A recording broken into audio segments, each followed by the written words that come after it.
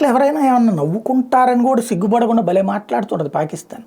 నవాజ్ షరీఫ్ అని ఇంతకుముందు ప్రధానమంత్రి తీసుకెళ్ళి ఆయన బొక్కలో పడేశారు. ఆ తర్వాత ఇమ్రాన్ ఖాన్ వచ్చాక ఆ తర్వాతన ఆయన అనారోగ్యం సాకు పెట్టుకుని లండన్ వెళ్ళిపోయాడు ట్రీట్మెంట్ కానీ అక్కడి నుంచి మళ్ళీ వెనక్కి కూడా రాలేదు. తర్వాత వాళ్ళ తమ్ముడిని అక్కడ షాబాజ్ షరీఫ్ మొన్నటిదాకా ప్రధానమంత్రిగా ఉన్నాడు. దాంతో ఇతని మీద పెట్టిన అన్ని నిదానంగా తీసేసి మళ్ళీ ఇతను రావడానికి తగిన మార్గం చేశాడు. ఎందుకు చేశారు?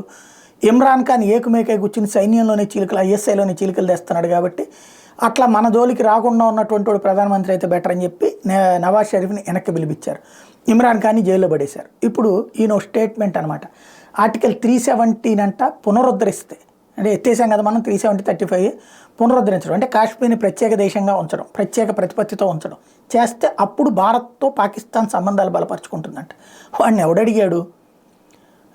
చెరువు మీద అలిగి ముడ్డాండ పెట్టుకుంటే వాడికి నష్టం, మనతో ఆడించి సంబంధాలు జడగొట్టుకుంటే ఆడిగిపోయిందా, మనకేమైనా పోయిందా? ముందు అసలు అక్కడ పీఓకేలో కొట్టుకుంటున్నారు జనాలు ఇండియాలో కలిసిపోతామని.